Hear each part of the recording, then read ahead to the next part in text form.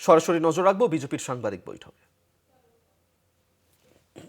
किया गया है जिससे राज्य को बड़ा नुकसान हुआ है।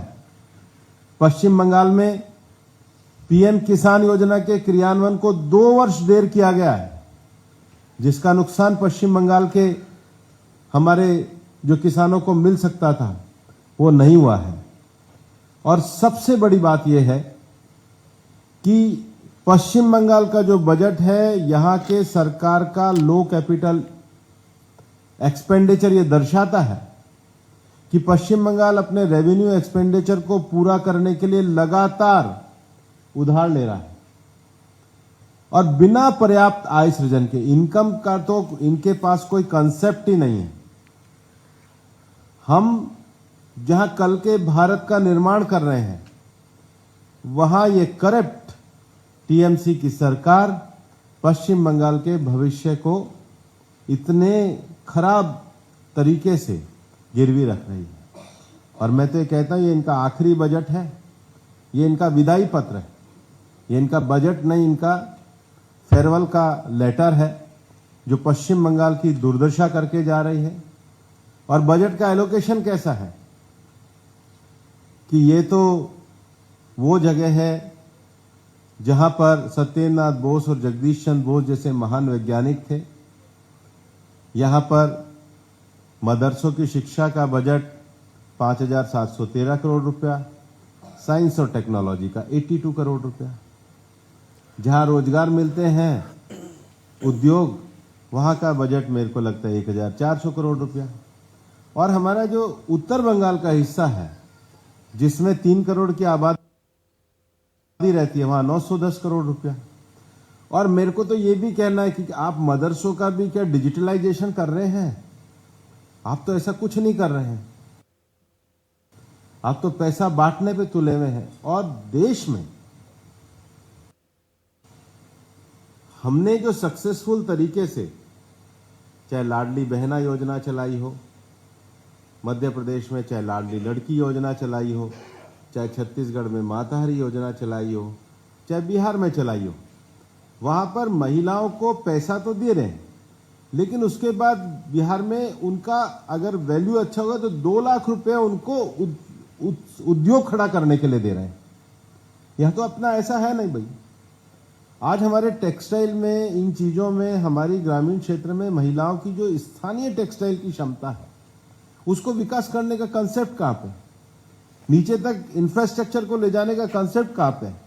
कैपिटल एक्सपेंडिचर पे आपका तरीका क्या है? इसमें तो आप पूरी तरीके से विफल हो और दूसरों को दोष देने से काम नहीं चलता है, अपने अंदर झांकना होता है। खैर, इन्होंने जो करना था कर लिया, अब इनका विदाई का समय आया है तो इनका एक विदाई पत्र है। सर, कल हमने देखा है कि पार्लियामेंट में एआईटीसी के एमपी अभिषेक बनर्जी एक सवाल उठाया है कि बजट में जो सिटीजन है उनसे ट्रिपल टैक्स लिया जा रहा है। इनकम टैक्स हो गया, जीएसटी हो गया और इन्फ्लेशन के माध्यम से। तो सर, इसमें आपका क्या कहना है? और दूसरा ये है कि बार बार राज्य सरकार की तरफ से ये बात सामने रखी जाती है, खास करके उत्तर बंगाल में हमने कुछ दिन पहले जो डिजास्टर हुआ, जो उसमें एसडीआरएफ जो फंड है वो फंड यूनियन गवर्नमेंट से स्टेट गवर्नमेंट तक नहीं पहुंच रही, इसमें आपको क्या कहना है? इस सरकार ने तो सबसे बड़ा रिफॉर्म ही जीएसटी का किया है। देश में जो 10 तरह के इनडायरेक्ट टैक्स लगते थे उनको खत्म करके और एक जीएसटी का निर्माण किया है। अब जीएसटी के बारे में अगर उनकी जानकारी कम है तो ये मेरा दोष नहीं है। और ये तो एसडीआरएफ में तो उत्तर बंगाल में शुभेंदु जी ने बहुत अच्छा विषय रखा है, एक बार इनको जरा और स्पष्ट कर दो, आप तो कई बार बता चुके हैं।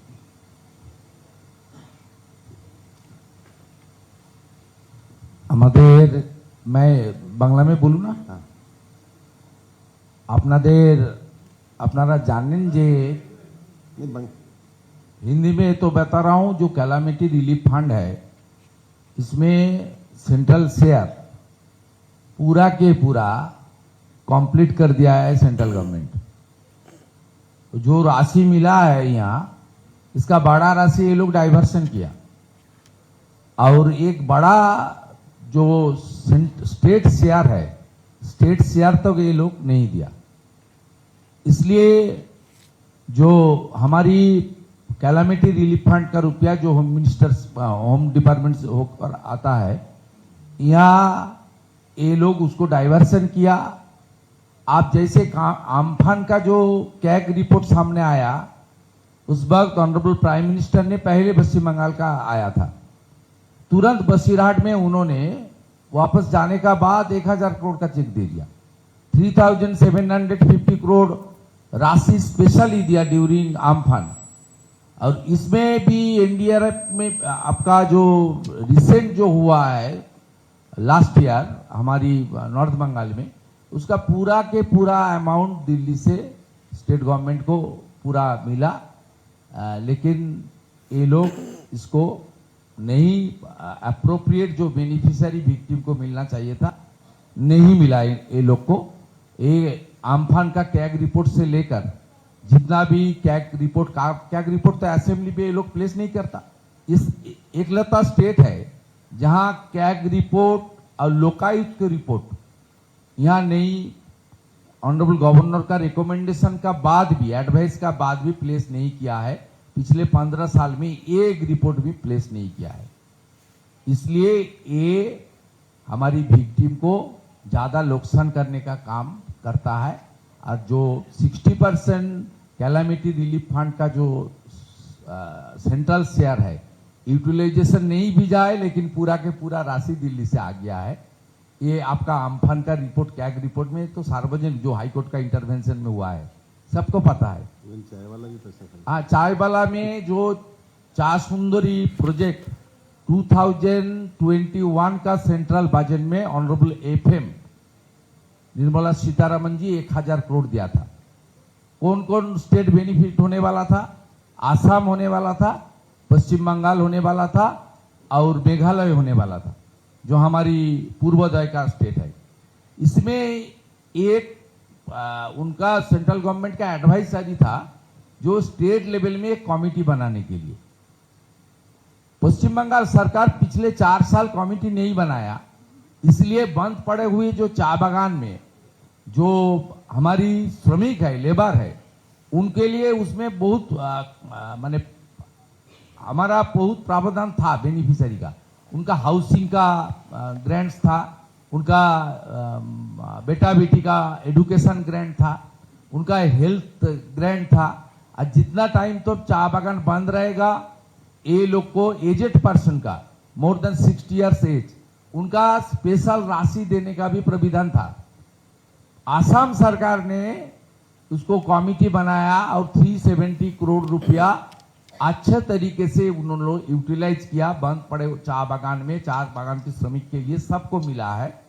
और जो चाय बागान चालू भी है उसको अबव 60 इयर्स हो गया है, रिटायर कर गया है चाय लेबर, जो हमारा चाय श्रमिक, उनको लिए किया है। लेकिन पश्चिम बंगाल सरकार एक कमेटी नहीं बनाया, इसलिए चाय बागान का श्रमिक को जो बेनिफिट चाय सुंदरी हमारी स्पेशल जो 1000 करोड़ का पैकेज में मिलना चाहिए था, नहीं मिला है।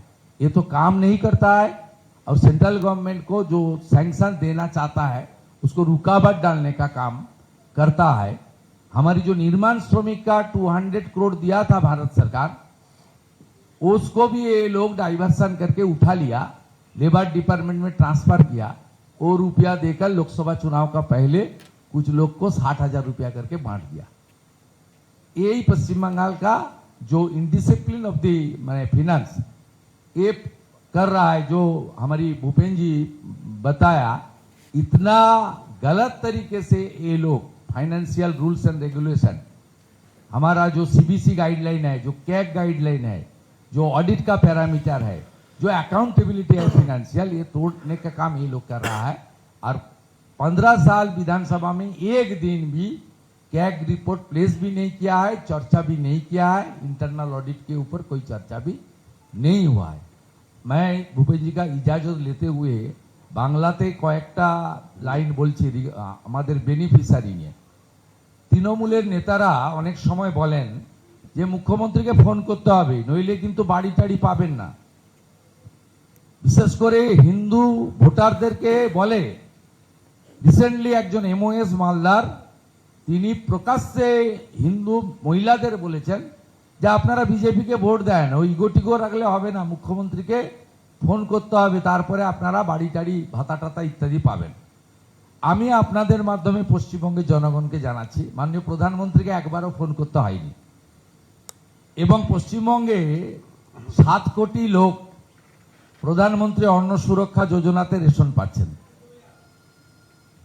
পশ্চিমবঙ্গে স্বচ্ছ ভারতের অন্তর্গত 72 লক্ষ শৌচালয়ের ইউনিট প্রধানমন্ত্রী দিয়েছেন, পশ্চিমবঙ্গে ভারত সরকার দিয়েছেন, কাউকে ফোন করতে হয়নি। উজালা গ্যাস গোটা দেশে 11 কোটি লোক পেয়েছে, তার মধ্যে সবচেয়ে বিগ বেনিফিশিয়ারি হচ্ছে পশ্চিমবঙ্গ। আমাদের মা বোন দিদিরা 400 টাকা কম মূল্যে গ্যাস পান এবং গ্যাসের কানেকশন স্টোভ ফ্রিতে পেয়েছেন। কত? 1,29 লক্ষ। উল্টো দিকে এই রাজ্যের সরকার উজালা 3-তে 15 লক্ষ আরো মা বোন দিদিকে গ্যাস দেওয়ার প্রভিশন ভারত সরকার করার পরেও রেকমেন্ডেশন পাঠায়নি। পিএম কিষানে, যেটা মাননীয় ভূপেনজি বলেছেন, 2 বছর দেরি করে আমাদের কৃষকদের সর্বনাশ করেছেন আপনারা। এই রাজ্যে নথিভুক্ত কৃষকের সংখ্যা 73 থেকে 74 লক্ষ পরিবার। আপনাদের ভারত সরকার নাম পাঠাতে বলা সত্ত্বেও আপনারা মাত্র 2 দফাতে 54 লক্ষ নাম পাঠিয়েছেন। 6,000 টাকা বছরে, 2,000 মাননীয় প্রধানমন্ত্রী।